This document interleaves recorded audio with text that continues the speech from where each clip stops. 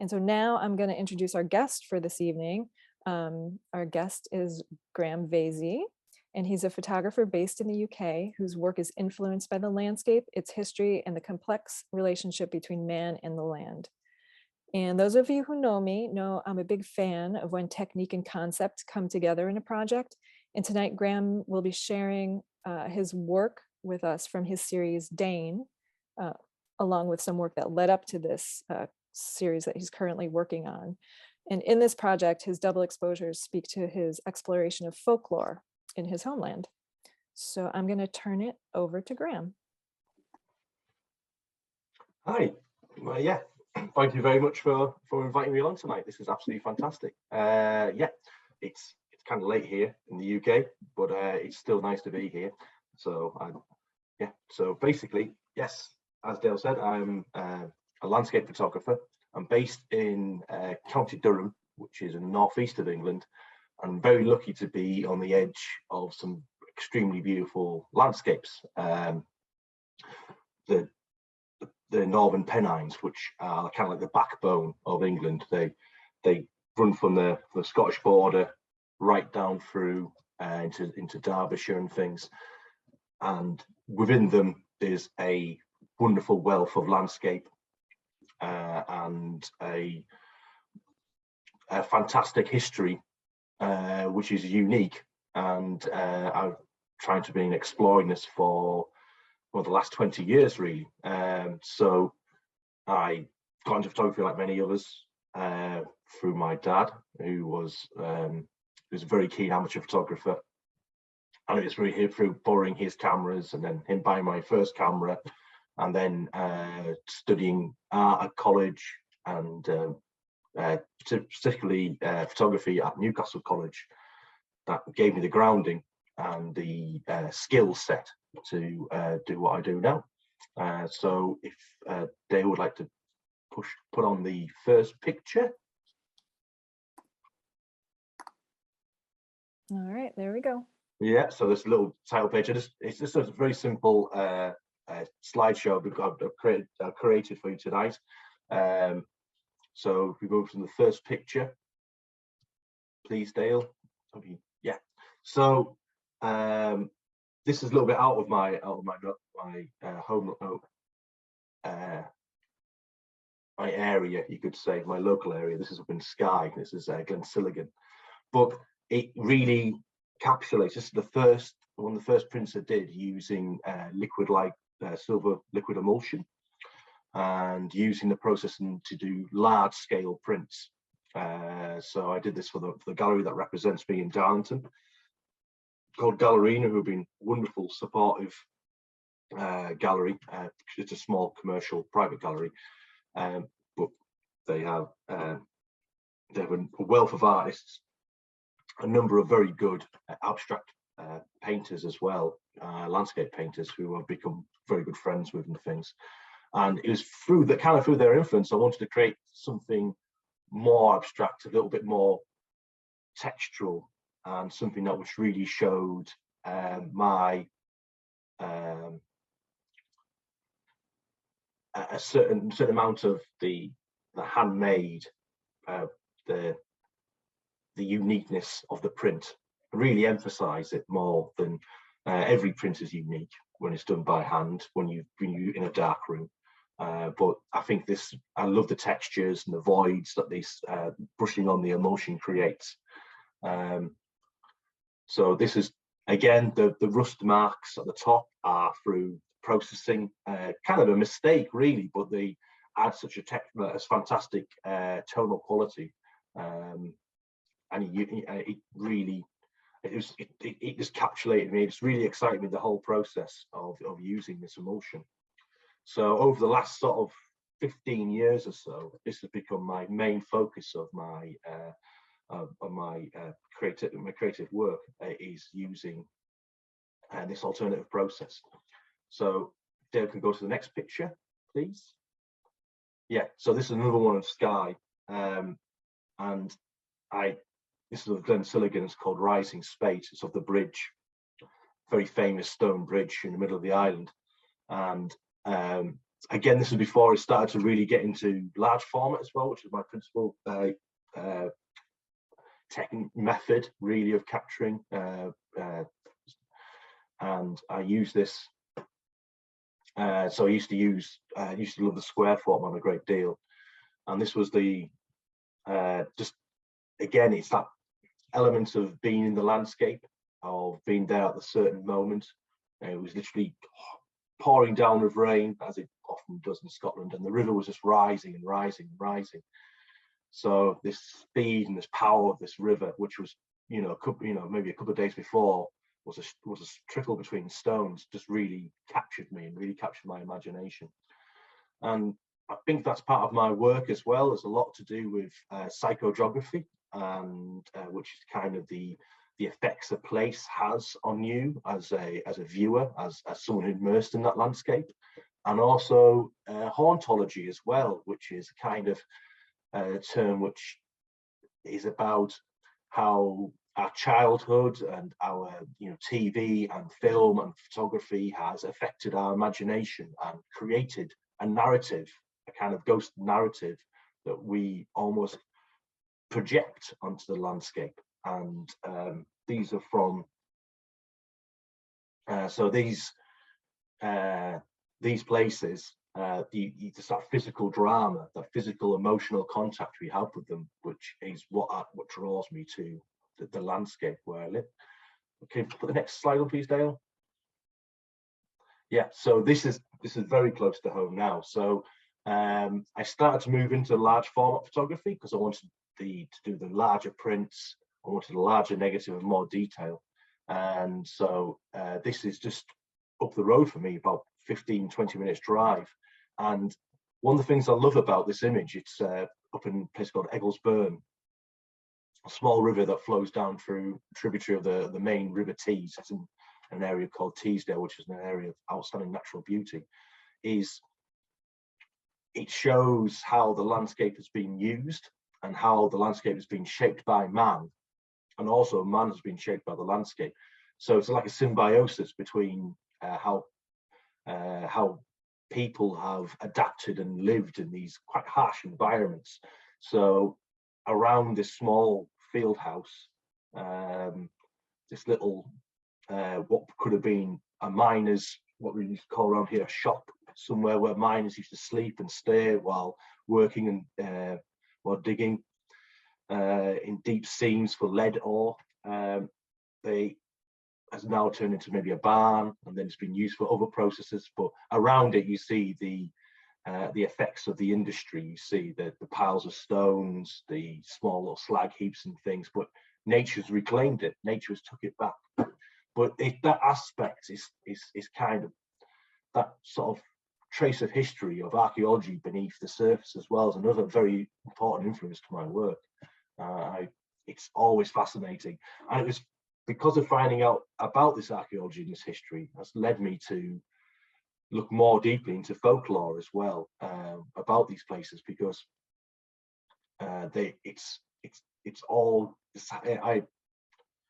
and also how to interpret that and how to create a picture that conveys that narrative. So next picture, please, Dale. Yeah, so this is called High Thrift. The farm is called High Thrift, and so thrift is like an old word for poor, for impoverished, and it denotes the hardness of the place this was to live, and is still to live. That is still a working farm, but it's that thin. I love that thin coating of snow, which kind of accentuates the landscape. It brings out all those little details, the little trackway, which has been used for hundreds of years to bring animals and fodder up and down through fields. You've got these little walls in the dales. They're called intakes because they've literally intook the rough moorland and fell side and improved it and turned it into pasture, turned it into land that can be used and used for usually for animal husbandry, for sheep and cattle to graze. I heard a number of years ago about a farm in this area, how during the Second World War they needed grain for bread, so they told the farmer to sow wheat, and he sowed it, and he contacted them back in November the same year to tell them that they still hadn't ripened. So it just shows that it's very high up, very difficult conditions for farmers to live, but people have carved out and created a life for themselves within it. And that to me is very fascinating. And it also goes into like kind of the rural Gothic, it's kind of like questions about, well, what do you do? You know, what's up there? Well, who lives there? And it comes into that hauntology aspect of stories like Wuthering Heights, you know, Emily Bronte, and the kind of the dark, lonely moors, and it just really excites me. It really gets me in.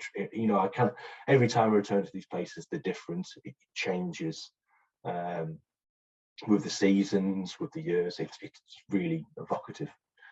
Next slide, please, Dale. Yeah, so a few years ago, well, a long time ago now, really, in 2007, I was really lucky to join landscape, one of the biggest influences of photography, a landscape photographer called Bill Schwab, on one of his Iceland trips, an Iceland workshop. And I've always been fascinated by Scandinavian culture and how it affected the UK and things, and all across the world as well. But what I think I learned most from that trip was his way of composition and his way of minimalism, or pulling back on the elements within a picture to really distill what the essence of that landscape is about and absorb that landscape. I think that's what really, I think that's probably the most I took from that trip. And it was amazing. It was fantastic. I'm actually trying to do a bit of a retrospective of the work I took in that short trip. I think I shot about 60 rolls of 120 film or something. It was crazy, but it was really beautiful. So I took those elements and brought them back home with me, and it kind of refreshed my eyes about the landscape I had around me. And I kind of realized that I was kind of then drawn to this, you know, this idea that, oh, if you go further afield, you're going to find this wonderful landscape you're not going to find anywhere else. But in fact, in reality, I found that there were so many parallels and so many similarities between that kind of that landscape that I crave, that bleakness, that loneliness, that hinterland, and it was there on my own doorstep all along. And so it was definitely a turning point in my work as an artist. I think it really made me think that this is the passion that I really want to follow. Next slide, please, Dale. Yeah, so this is what's left of the industry I was talking about before. This is part of the lead mining industry, which was basically 100 years ago. It finished because they literally completely worked out all the lead. They mined the hills until they were hollow, basically. But they left this remnants, this vast landscape of mine workings, which are basically, by and large, have been reclaimed to a point where you think that you're looking at a wild landscape, but in reality, it's something that's been very much, it was part of an extremely prosperous, wealthy, heavy industry. And so I did a lot of work looking at these mines and looking at the history of them, and going up into the hills and exploring different ruins and things. So this is a place called Old Gang Smelt Mill, and the Old Gang, I think it's been sort of lost in history of why it's called the Old Gang, other than the fact that it was probably the name of the gang or the group of miners who worked it and used it. But this was linked by underground tunnels to valleys and further up the valley, up the dale even. Underground tunnels for miles. You could supposedly there was the legend. And again, this is when I started coming into contact with folklore, as the told man. And so the old miners used to talk about the told man. And so when they used to be mining, because there was very little maps and idea of where things were, what they were doing, they were just digging, following a seam that occasionally would break into an old tunnel or an old shaft, and all the lead had been taken away already. And so they would say, told man's been here already, and then they would move on to new prospects. But that kind of narrative then made me think, well, how do I present that in my work? How do I create that kind of story in my pictures? Next slide, please. So this is when I began to think of, I need to add layers within my work. So this is the first picture I did for the Dane series. So Dane is kind of, it's part of my dark side. I do like things a little bit gothic, I suppose. I'm kind of, it's maybe listened to too much doom metal when I was a kid or something, I don't know. But so Dane is kind of a Scandinavian concept. It sort of means death, darkness, and it's one of the stags on the world tree, I think in the centre of Greek of Norse mythology, called Yggdrasil, which is a giant ash tree which separates the worlds and holds up the sky. One of the deer that feeds upon it is called Dane, and it's 3 deer. So this came into my idea of doing like that. This is a part in a lovely bit of ancient forest which clings onto the side of a fell in Teesdale. But it also comes into another story, and again this is hauntology. When I was a kid, I used to watch Robin and Locksley. Robin, I think Robin, it's kind of a Robin Hood drama, and it was filmed in the 80s. It was quite famous, and one of the main characters, the character Robin, he becomes an outlaw through the influence of Herne the Hunter.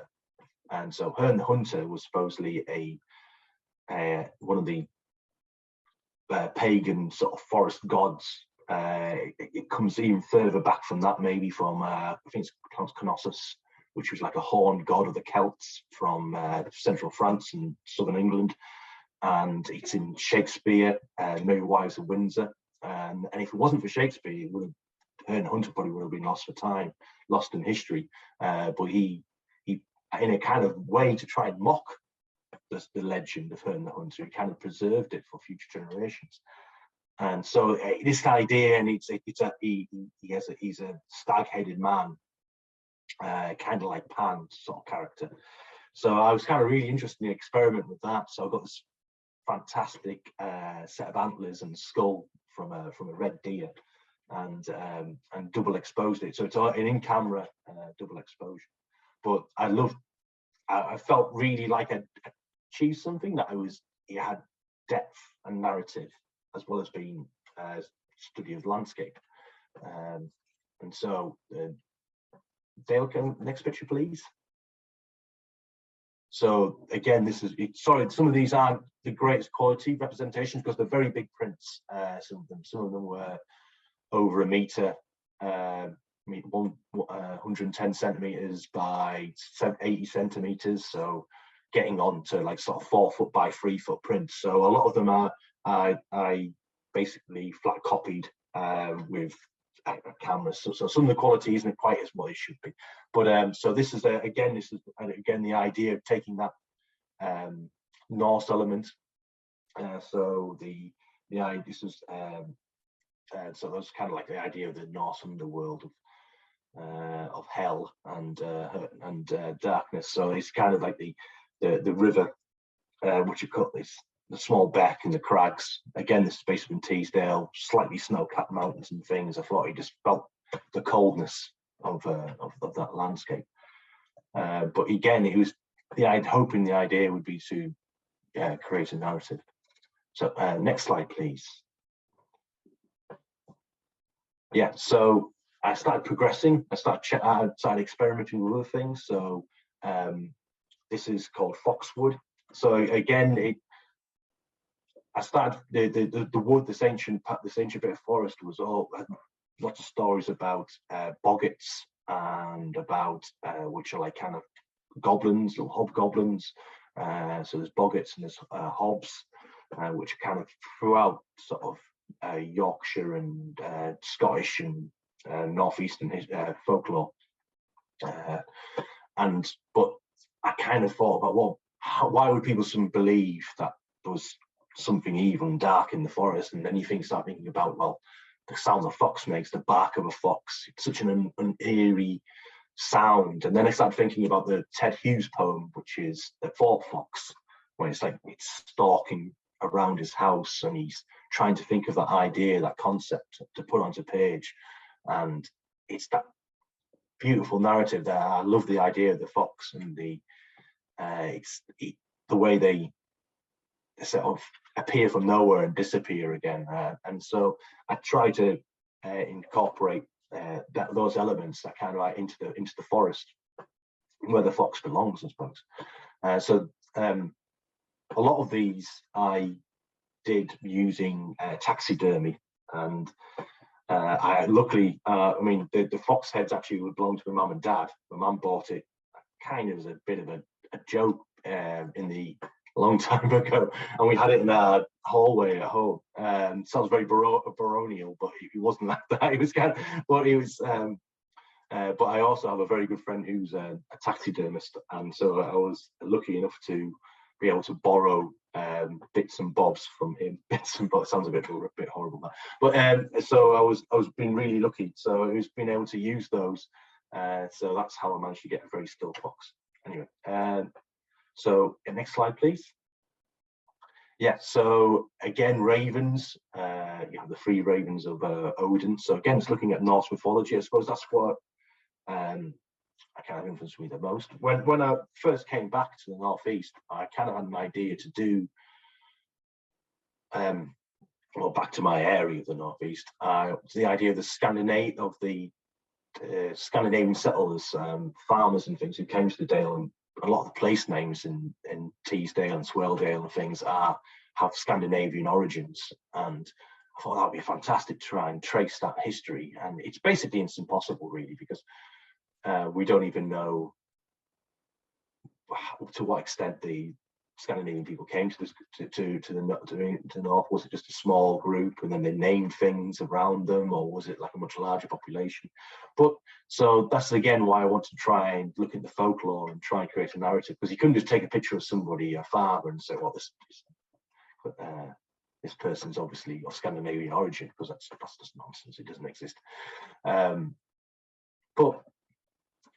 But the folklore and the ideas that these people brought and things really did appeal to me. So the idea of the raven, and also it's just a symbolic part of the landscape in which I live, the call and things when you're in the fells and you hear that croak, you hear that call, that really bark of the raven. It's so synonymous with the landscape, that moorland landscape, and they're such magical, incredible birds, such a presence. So I really wanted to incorporate one of those into the series, and so that's why I did it. But as I did more of these, of course, it's like a little bit of a rabbit hole. It's a bit of an Alice in Wonderland moment. The more I find, the more deeper I went into it. And so the next slide, please.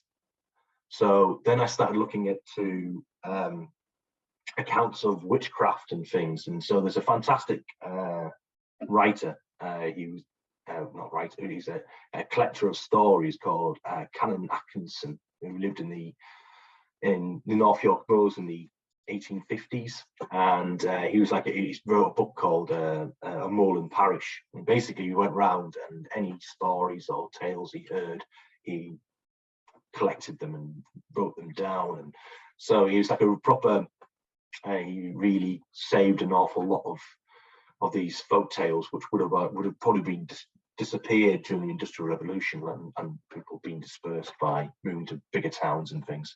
So this is called the witch hare. So in the Northeast, there's a very long tradition of people being able to, witches, and being able to transform. And so there's an awful lot of folk into black dogs, particularly black dogs, but also hares, black hares, and all kinds of other creatures, ravens and birds and things. So there was a lot of folklore about, you, if you have a black dog, you shouldn't let it run after a hare in case it's a witch and it transfixes it. And there's always stories of somebody shooting a hare, and then the local wise woman would have a wounded shoulder and things, and there's all these kind of stories about it. But so there's one particularly Aldano Dale, who was particularly notorious for being able to shapeshift into the hare.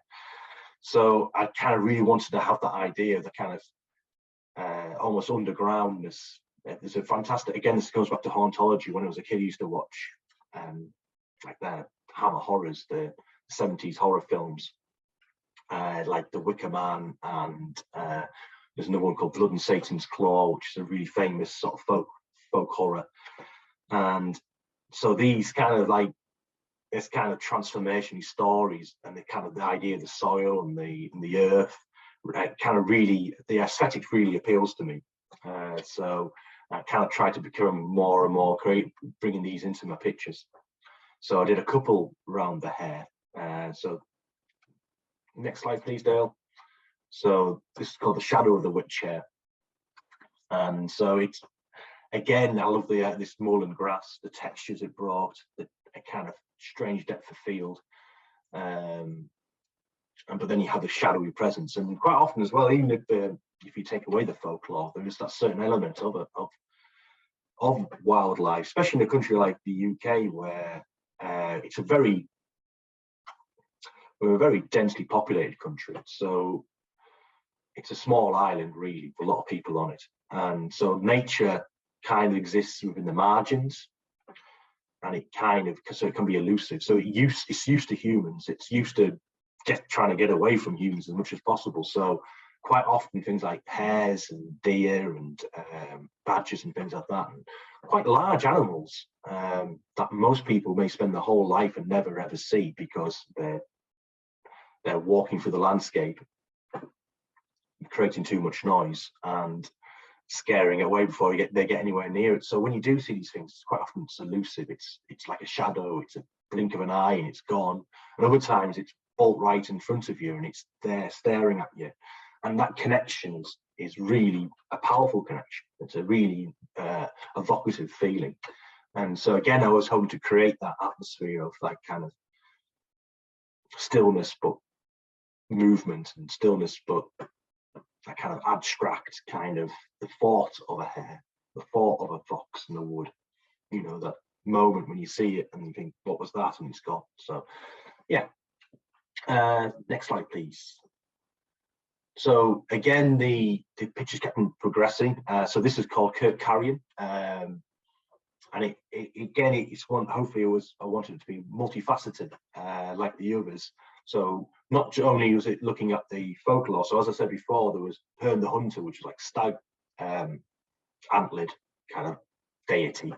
But there was others in the north, to the tribes of the Brigantes and things, and in northern Britain, which were rammed horned, and that kind of maybe reflected they were more pastoral. They reared sheep and cattle, and so that became the important part of their lives, enough to create deities around it. So in Teesdale, there still is a really, really important area for sheep farming, and the rams, we call them tups, huge, big horned beasts. they're pretty fearsome, and there's in through Teesdale there's a long tradition of rearing these tups, these rams for sale in markets, and they get important amount of money. So I love that connection with that history. So that parallels run throughout time from that hill behind is actually a barrow of a burial tomb of a Bronze Age chieftain or some kind of important person. and it's a promontory. It really is a landmark within the landscape. It still is today. And so I love the idea that this timeline, probably from his period, the beginning of farming, all the way through to this present day, is still important. It's still part of people's lives. The idea of sheep and animal husbandry. It's part of it has shaped the landscape. There's no trees because the sheep have crop the ground. They feed and all. They keep the grass short because they're feeding on it all the time and things. So I hope that would happen. I would hope that they would see it as more than just not just a sheep skull, or not just a kind of idea of folklore, but something which is a living folklore. Next slide, please. So the other influence in my life quite a bit is my grandparents, and they lived by the coast, the North Sea coast, in a place called Saltburn when I was a kid. Pardon, beg your pardon.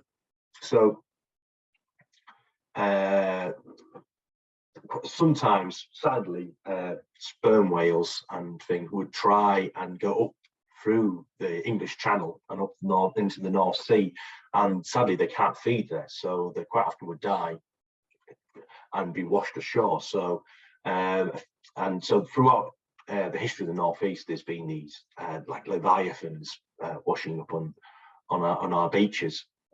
So I wanted to luckily a friend who lives in Saltburn managed to pick up this vertebrae from the beach there of a sperm whale. And it was a colossal thing. It was absolutely massive. And he lent it to me, which was really fantastic, so I could do a picture. But I wanted to do the actual Saltburn beach. I wanted to do because there's a fantastic cliff around one side called Hunt Cliff. It's a really beautiful spot. And it's part of my childhood, and it's part of my memory. It's somewhere in my head I always go. I always think of, when I think of the sea, I always think of that beach. But it happened. I took the picture right at the beginning of the third lockdown. So we were all advised to not travel very far in the UK, and I didn't want to travel far. I didn't want to risk anybody on. So I had to think on my feet. So this background is actually a very large print I had up in my loft of Longlagne in Iceland and Snæfellsnes, which I took with Bill Schwab. And so I used it as a kind of backdrop to do a flat copy and put it against my wall and lit it. But I love it because it also speaks of the Northeast had a very long whaling tradition. And it was, again, it's part of, maybe not part of history that we really are proud of, because it was, of course, very damaging to the environment. It drove these animals almost to the brink of extinction, these beautiful creatures. But it is part of our history. It created an awful lot of wealth and prosperity for harbours like Whitby and things in the Northeast, in the Yorkshire coast and stuff. And but they used to sail all the way to Iceland and Greenland and the Bering Sea to hunt these whales. So it kind of worked in a way in the end. I think it actually worked better than the beach, the Saltburn beach, because you had that connection with the Arctic Ocean. It was right, you're almost right on the Arctic, almost on the Arctic Circle there. It's kind of the lands, the seas they would have travelled to. It's these big volcanic crags you see at the bottom being broken by the sea. So yeah, so that's what kind of I think I really love about this process I've been working on, is the stories that it kind of creates. Next slide, please. So again, looking more into folklore, and I found this fantastic character called the Wise Man of Stokesley. Stokesley is a little market town in Yorkshire, not that far from where I live. But he moved around quite a bit because he was always being chased out of town. I think he actually started it in a place even closer to me, in place, I think, Shildon and things. Not sure, Sedgefield even. And so he was like a kind of a wizard, and he was alive in sort of quite late, only about 1810. So you're not kind of, you'd have thought it already. So, and he used to create an awful lot of ways to cure people's cattle and find lost stolen goods and things. He was until he got called out as a charlatan and ran out of town, sort of thing. But I found this fantastic story about how he tried to cure. I suppose he was attempting to cure someone's cattle. So someone's animals had died from mysterious circumstances, or dying in mysterious circumstances. So he said, he told the people in the farmhouse to find out if there's any evil spirits or witches coming to your house. You should spread 9 cuttings of elder ballwood, which is a kind of shrub in I'm not sure if you get it in America as well, but you get elderflower and elderberries. The flowers and the berries, of course. But it's been in the UK. It was very much known to ward off evil and ward off witches.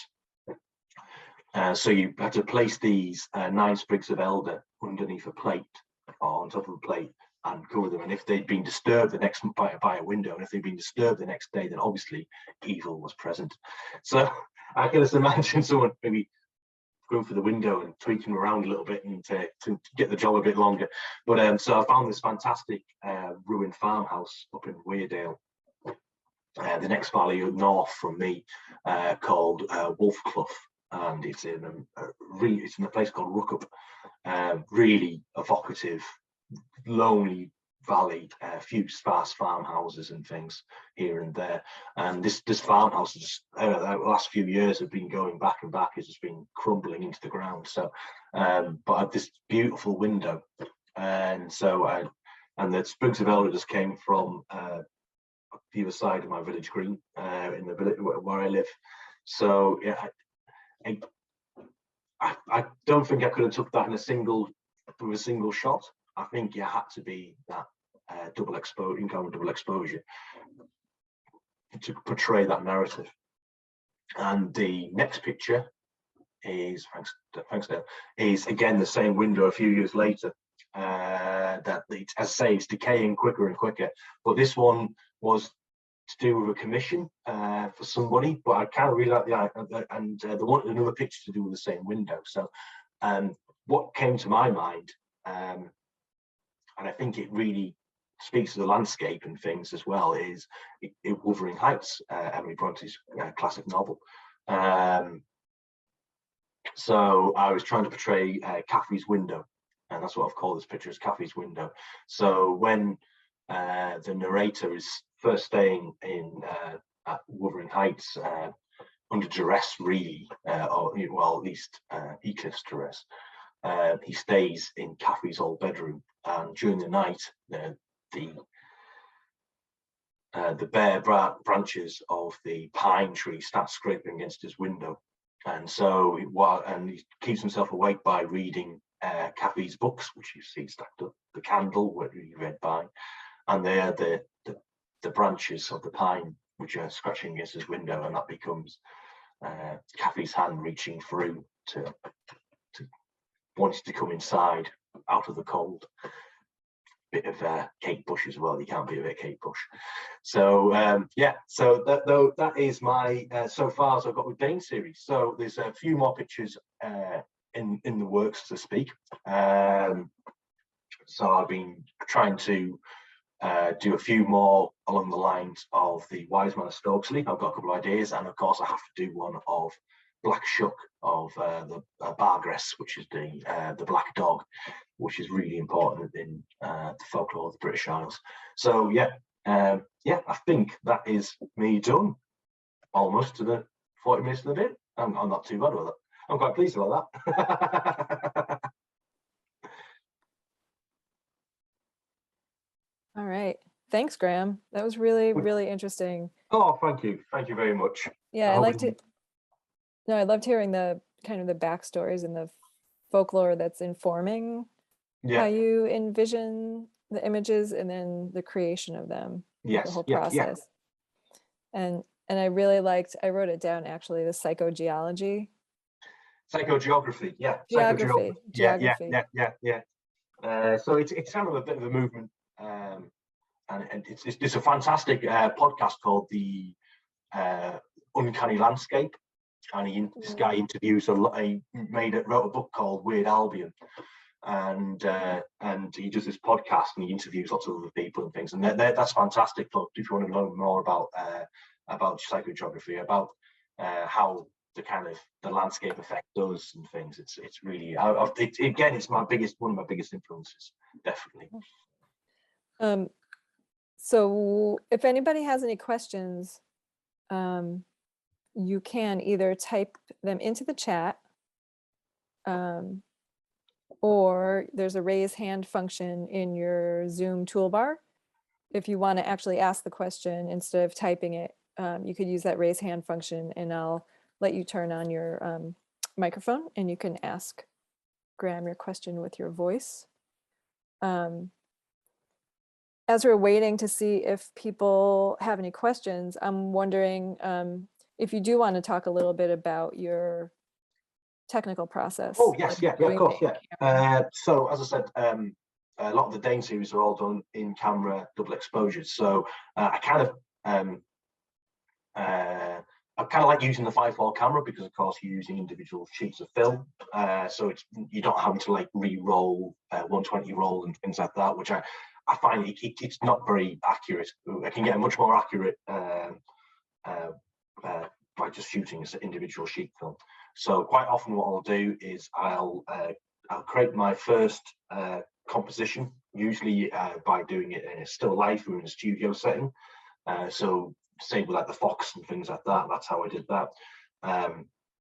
Try and do, sometimes I even do a piece of tracing paper onto the glass focusing screen, so I can get an outline of the main part of the image. So when I come outside, I can use that as a reference point to try and get the landscape elements to marry with it how I want.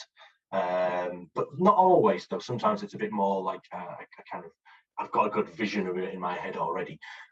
So I usually use I've got quite a nice lightweight field camera that I use for the outside stuff, but sometimes I use more of a technical camera indoors. Most of the film I use is quite cheap, Film Pan 100, which I really like, actually. I think it's got a lovely old-fashioned quality to it. And it's quite a forgiving film as well for me.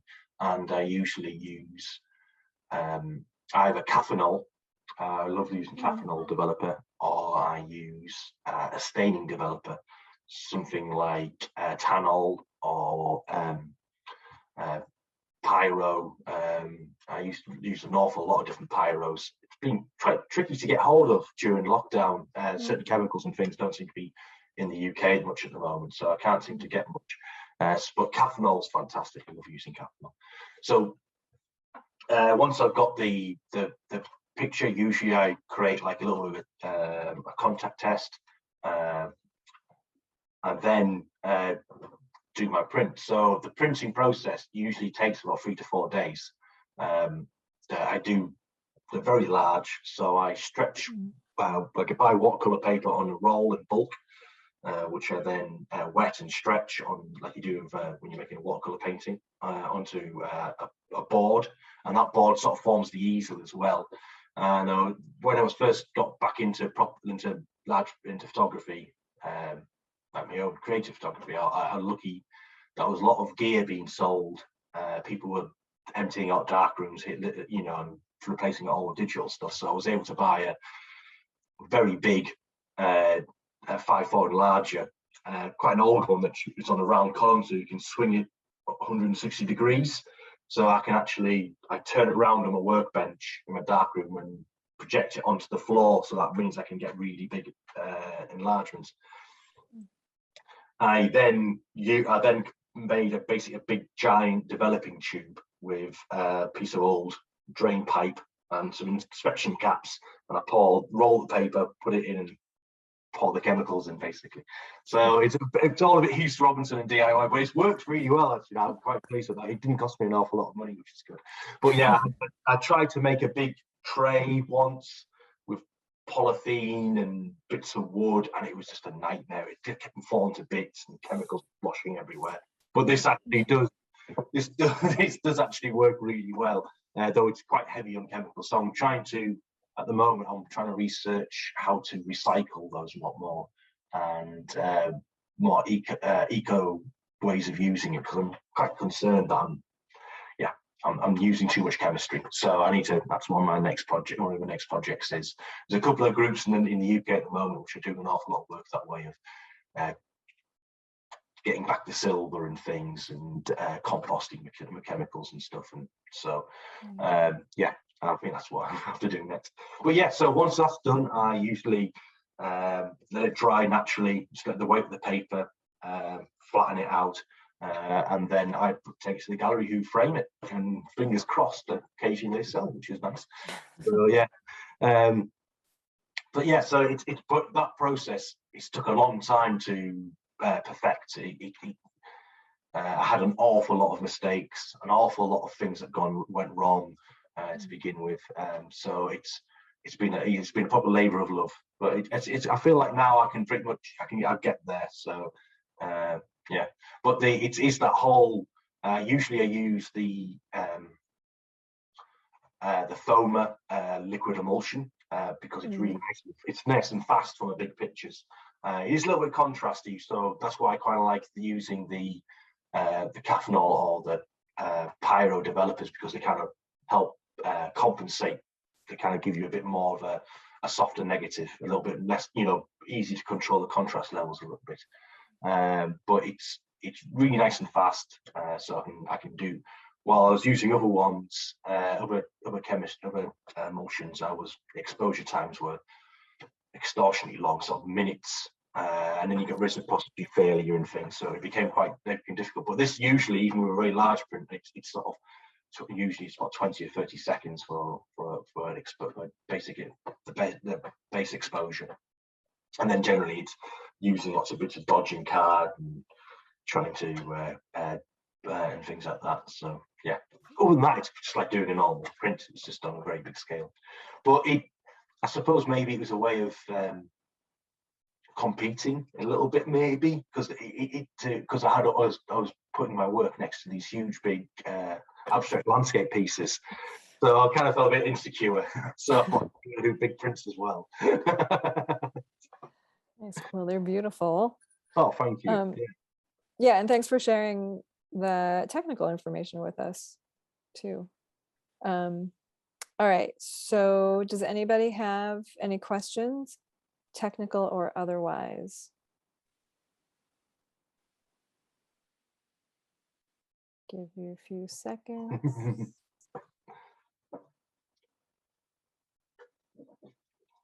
All right, so if nobody has any questions. Yeah, I must have spoken enough.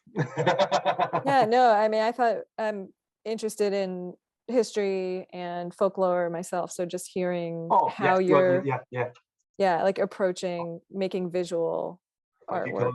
Thank you. Thanks.